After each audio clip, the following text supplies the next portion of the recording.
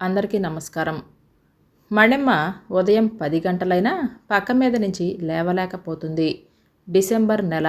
పైగా లేచి మాత్రం ఏం చేయాలి కనుక? ఇద్దరు కోడళ్ళు నెలకొకరు చొప్పున ఇంత ముద్ద పడేస్తే తినటం తప్ప వేడి వేడి టిఫిన్ తిని ఎన్ని రోజులైందో. అడిగేవాడు లేడు. 70 ఏళ్లకే సరైన పోషణ లేక శరీరం నీరసించిపోతుంది రోజు రోజుకి. పోయిందా ఈ ముసల్ది? 10 అయినా లేవలేదు. గది బయట పెద్ద కోడలు గొంతు వినపడింది. లేస్తున్నానమ్మా, బలహీనమైన గొంతుతో జవాబు చెప్పింది. లేచి ముఖం కడుగు. నీళ్ల టీ పాత బల్ల మీద పెట్టి వెళ్ళిపోయింది. లేచి ముఖం కడుక్కొని వచ్చేసరికి టీ చల్లారిపోయింది. అదే గొంతులో పోసుకొని చద్దన్నం కోసం ఎదురు చూస్తూ కూర్చుంది. ఇంకో అరగంటకి చద్దన్నం, పాత చింతకాయ పచ్చడి ప్లేట్లో వేసి పోయింది కోడలు. రోజు అదే అన్నం. ఏదో ఒక పచ్చడి తిని తిని విసుగు పుడుతుంది. అయినా చేసేది ఏమీ లేదు. ఎవరు అడిగేవారు కూడా లేరు. ముసలి మనిషి బాధ్యతను ఎవరు తీసుకుంటారు?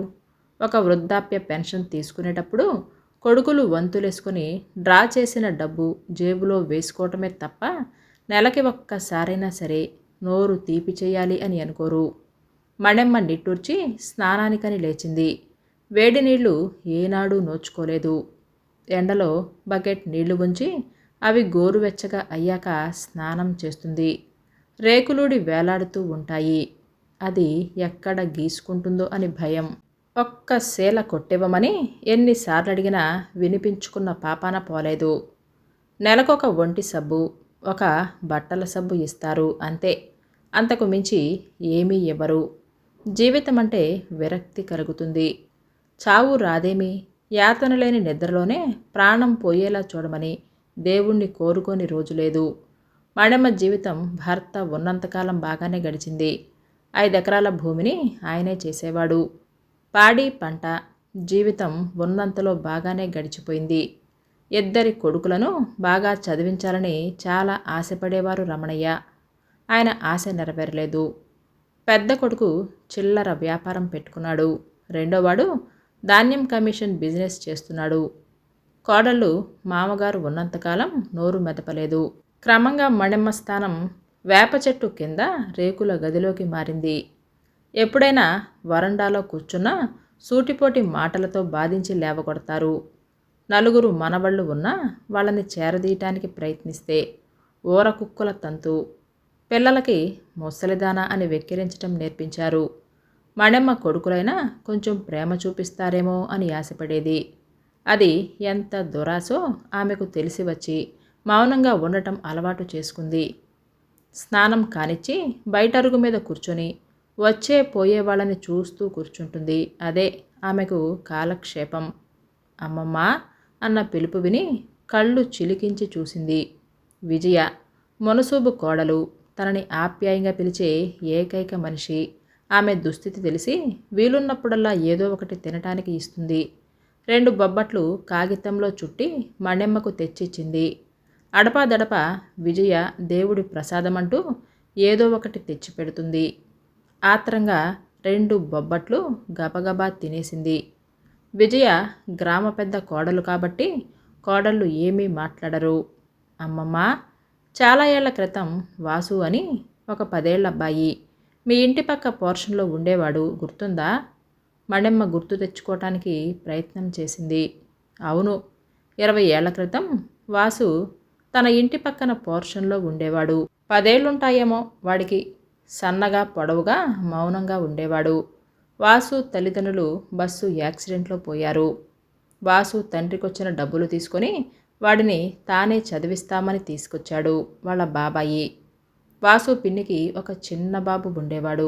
వాసుని గవర్నమెంట్ బడిలో జాయిన్ చేసి చేతులు దులుపుకున్నాడతను. వాసు పిన్ని పుట్టిల్లు అదే ఊరు. తరచుగా పుట్టింటికి వెళ్ళిపోయేది. వాసు బాబాయ్ పిన్ని వాడిని ఒక్కడే ఇంట్లో వదిలేసి వెళ్ళిపోయేవాళ్ళు. వాడికి డబ్బులు ఇచ్చేవాళ్ళు కాదు. లెక్క ప్రకారం ఇచ్చిన బియ్యం రోజుకు ఒక్కసారే వండుకునేవాడు. మణెమ్మ కొన్ని రోజులు వాడి అవస్థ చూశాక 3 పూటలా వాడికి అన్నం పెట్టేది. వాసు వద్దనేవాడు కానీ ఆమె ఊరుకునేది కాదు. వాళ్ళ పిన్ని ఇంట్లో ఉన్నా ఆమెకు తెలియకుండా వాడి కడుపు నిండేలా చూసుకునేది. 2 ఏళ్ల తర్వాత వాసు మేనమామ వాడిని చూడటానికి వచ్చాడు. వాడెంత దుర్దశలో ఉన్నాడో చూసి తనతో పాటు వాడిని తీసుకొని వెళ్ళిపోయాడు. వాడి గురించి ఆమెకి తర్వాత ఏ సమాచారం లేదు. విజయ ద్వారా ఆమెకు తెలిసింది ఏమిటంటే వాసు అగ్రికల్చర్ బీఎస్సీ చేశాడు. మేనమామే అతనికి మంచి సంబంధం చూసి పెళ్లి చేశాడు. వాసు మామగారితోనే కలిసి ఉంటాడు. అతనికి 2 పిల్లలు. వ్యవసాయంలో కొత్త కొత్త పద్ధతుల ద్వారా చాలా పేరు సంపాదించాడు. అమ్మమ్మ నీ గురించి అంతా చెప్పాను. అతను విని చాలా బాధపడ్డాడు. వీలు చూసుకొని వస్తాను అని చెప్పాడు అని చెప్పింది విజయ. మణెమ్మ వాసు కోసం ఎదురు చూడసాగింది. వాసుని చూడాలి అని ఒక కోరిక అంతే, అంతకు మించి ఏ ఆశ లేదు. అలా వారం రోజులు గడిచిపోయాయి. ఒకరోజు మణెమ్మ చెద్దన్నం కంచంలో పెట్టుకుని దిగాలుగా కూర్చొని ఉన్న సమయంలో హఠాత్తుగా వాసు వచ్చాడు. పక్కనే విజయ ఉంది. అమ్మమ్మ ఎవరు వచ్చారో చూడు. ఎవరమ్మా, ఎవరొచ్చారు అని అంటూ ప్రశ్నిస్తున్న ఆ వృద్ధురాలిని, ఆమె దయనీయ స్థితిని చూసి చలించిపోయాడు. ఏ ఉపోద్ఘాతం లేకుండా ఆమె పక్కన కూర్చొని నేనమ్మా వాసుని అని అంటూ నాతో వస్తావా పెద్దమ్మా అని అడిగేశాడు. మణెమ్మ ముఖం వెలిగిపోయింది. అంతలోనే దిగాలుగా చూస్తూ ఎందుకు పనికిరాని ఈ ముసలిదాన్ని ఏం చేసుకుంటావు నాయనా, చూపు కూడా ఆనట్లేదు. ఆమె కంటి నిండా నీళ్లు చెంపల మీదుగా కారసాగాయి. వాసుకి కూడా కంటనీరు వచ్చింది. ఆ రేకుల గది, తీగకు వేలాడుతున్న పాత బట్టలు, పచ్చటి మెతుకులతో ఉన్న ప్లేటు అవన్నీ చూసి అతని మనస్సు కదిలిపోయింది. వాసు ఒక నిర్ణయానికి వచ్చినవాడిలా విజయ్తో ఇలా అన్నాడు. నేను పెద్దమ్మని నాతో తీసుకువెళ్తానమ్మా అని అంటూ లేచి బయటికి వెళ్ళాడు. గుమ్మం దగ్గర ఆగి తన చేతిలో ఉన్న ప్యాకెట్ విజయకు అందిస్తూ ఇంకా ఇక్కడ వస్తువులు ఏమీ ప్యాక్ చేయకండి, నేను వాళ్ళ కొడుకులను అడిగి వస్తాను. విజయ అమ్మమ్మ లేచి చీర మార్చుకో. మణెమ్మకు అంతా కలలా ఉంది. వెళ్ళమ్మమ్మ, నీ కష్టాలు తీరినట్లే. ఆయన నాకు ముందే అన్ని విషయాలు చెప్పారు. మణెమ్మ ఒక్క నిమిషం అని అంది. నేను వెళతాను. ఇంత దుర్భర జీవితం కంటే వెళ్ళిపోవటమే నాకు విముక్తి. వాసు ఇంట్లోనే ఉన్న కొడుకులను పిలిచాడు బయటికి. తనని తాను పరిచయం చేసుకొని ఇలా చెప్పాడు. నేను పెద్దమ్మను నాతో పాటు మా ఊరు తీసుకుని వెళదాము అని అనుకుంటున్నాను. మీకేమీ అభ్యంతరం లేదుగా? ఎన్ని రోజులు అని పెద్ద కొడుకు ధీమాగా అడిగాడు. మీరు అనుమతిస్తే ఎన్ని రోజులైనా చూసుకుంటాను. మళ్ళీ ఎందుకు, మాకీ సంత మీరే చూసుకోండి సచ్చిందాకా అని చిన్న కోడలు అనింది. వాసు ఆ నలుగురు వైపు చూశాడు. ఒక వృద్ధురాలి పట్ల వాళ్ళు చూపుతున్న వారి ప్రవర్తన చూస్తే రాక్షసులు ఎక్కడో ఉండరు అని అనుకుంటూ చాలా థ్యాంక్స్ అండి అని అంటూ మణెమ్మ దగ్గరికి వెళ్ళాడు. అప్పటికి ఆమె రెడీ అయిపోయింది. ఇనోవాలో ఆమెను సౌకర్యంగా కూర్చోబెట్టి డోర్ వేశాడు. విజయ వైపు తిరిగి నమస్కరిస్తూ మీ సహాయానికి చాలా థ్యాంక్స్ అమ్మా, మీకు వీలున్నప్పుడల్లా తప్పకుండా మా ఇంటికి రండి అని అంటూ కారులో కూర్చున్నాడు. దూసుకుపోతున్న కారును చూస్తూ ముసలిదానికి ఎంత అదృష్టం పట్టింది నిరసనగా అనుకుంటూ కూర్చున్నారు కొడుకులు కోడళ్ళు. జీవితంలో కారెక్కి ఎరుగదు. పడుకుంటావా అమ్మా అన్న వాసుతో లేదు నాయనా, కూర్చుంటా అని జవాబిచ్చింది. ముందు టిఫిన్ చేద్దాం. అరగంట తర్వాత మంచి హోటల్ ముందు ఆపి ఆమె దిగటానికి సహాయం చేశాడు. రెస్ట్ రూమ్ దగ్గర ఉన్న ఆమెకు డబ్బులిచ్చి జాగ్రత్తగా తీసుకుని వెళ్ళమని చెప్పాడు. అమ్మా ఏం తెప్పించమంటావు? నీ ఇష్టం నాయనా. 2 ఇడ్లీ దోశ వడ ఇద్దరికీ తెప్పించాడు. ఎన్ని రోజులైందో అటువంటి టిఫిన్ తిని. ఆమె తినే విధానమే చెబుతుంది. టీ తాగాక ప్రయాణం మొదలైంది. మణెమ్మ నిద్రలోకి జారుకుంది. ఎన్ని గంటలు గడిచాయో. కారు వాసు ఊళ్ళోకి ఎంటరయ్యాక మెలకువ వచ్చింది. మణెమ్మకి అంతటి కమ్మటి నిద్ర జీవితంలో ఎరగదు. కారు వాసు ఇంటి ముందు ఆగింది. తడబడుతూ దిగుతూ ఉండగా లలితొచ్చి నెమ్మదిగా దిగండత్తయ్య, నెమ్మదిగా దిగండత్తయ్య అని అంటూ చెయ్యి అందించింది. ఇంటి ముందు పెద్ద పెద్ద అరుగులతో ఆ మండువ ఎంతో అందంగా ఉంది. మెట్లెక్కే ముందు కాళ్ళు కడుక్కోవటానికి పంపు ఉంది. శుభ్రంగా కాళ్ళు కడుక్కొని చెప్పులు అక్కడే విడిచి ఇంట్లోకి వెళ్ళింది. ఆమెను సోఫాలో కూర్చోబెట్టి మంచినీళ్లు తేవటానికి లోపలికి వెళ్ళింది లలిత. ఆమె తల్లి తండ్రి వాళ్ళని వాళ్ళు పరిచయం చేసుకున్నారు. వాళ్ళు ఎంతో ఆదరంగా మీకిక్కడ ఏ ఇబ్బంది ఉండదు, మేము మీకు తోడుగా ఉంటాం అని అన్నారు. అంత మర్యాదతో కూడిన మాటలు విని ఎన్నేళ్లు గడిచాయో అని అనుకుంది. హాలుకు ఆనుకొని ఉన్న గదిలోకి తీసుకెళ్ళింది లలిత. ఈ రోజు నుంచి ఇది మీ గదే అత్తయ్య, మీరు కొంచెం సేపు రెస్ట్ తీసుకోండి, నేను భోజనాలు ఏర్పాట్లు చేసి వస్తాను అని అంటూ వెళ్ళింది. గదంతా కలియ చూసింది.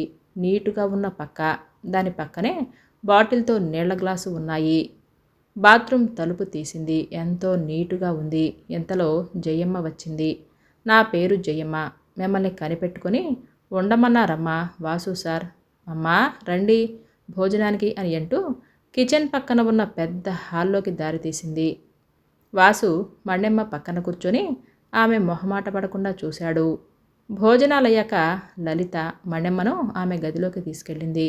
అత్తమ్మ, అటాచ్డ్ బాత్రూమ్ ఉంది, మీ బెడ్ పక్కనే స్విచ్ బోర్డు ఉంది, మీరు ప్రతిసారి లేవకుండా మీ అబ్బాయి ఈ ఏర్పాటు చేశారు, బాగా అలసిపోయి ఉంటారు, రెస్ట్ తీసుకోండి అని అంది. మణెమ్మ అనుకోకుండా తనకు పట్టిన అదృష్టాన్ని తలుచుకుంటూ మంచం మీద పడుకుంది. అయిన వాళ్ళ దురాగతానికి 10 ఏళ్లు గాయపడిన ఆమె శరీరానికి మానసికంగా ఏదో తెలియని ప్రశాంతత మనసంతా పరుచుకోగా మెల్లగా నిద్రలోకి జారుకుంది. ఏ కలత లేని ప్రశాంతమైన నిద్ర.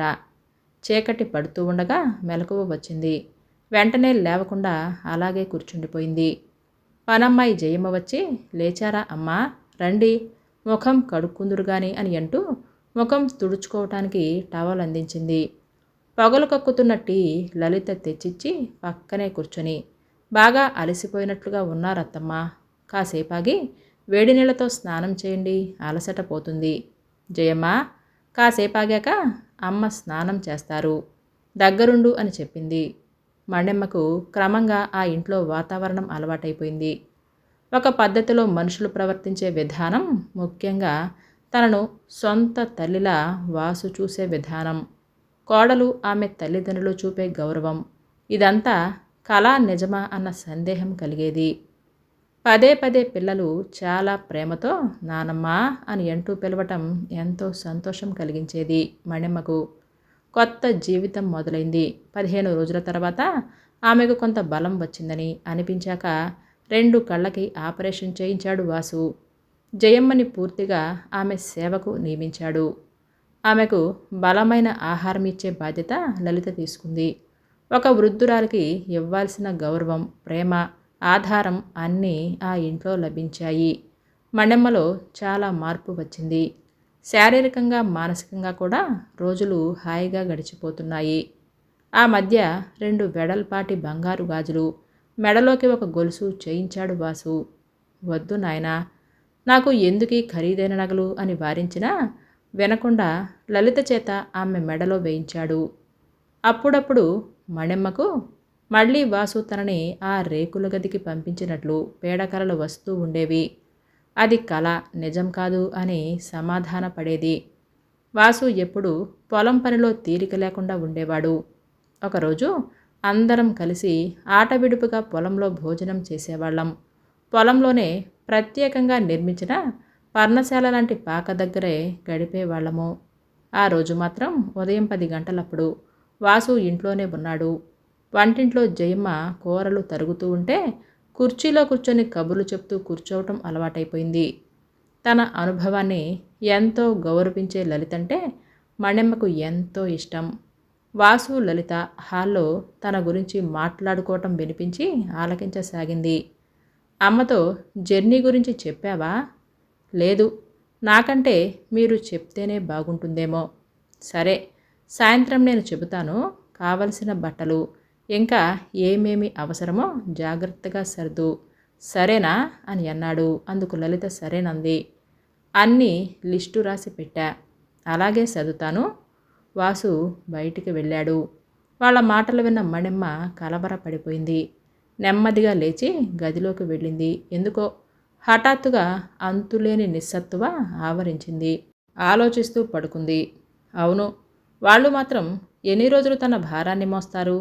తన ఆరోగ్యం బాగు చేశారు, కళ్ళకు ఆపరేషన్ చేయించి కళ్ళు కనపడేలా చేశారు. ఇంకా చివరి వరకు తన భారాన్ని మొయ్యాలని ఆశపడటం దురాశ కాదా? మణెమ్మ ఎన్నో యాతనలు అనుభవించిన మనిషి. అందుకే ఆ దుఃఖం నుంచి త్వరగానే కోలుకుంది. లేచి ముఖం కడుక్కొని బయటికి వచ్చింది.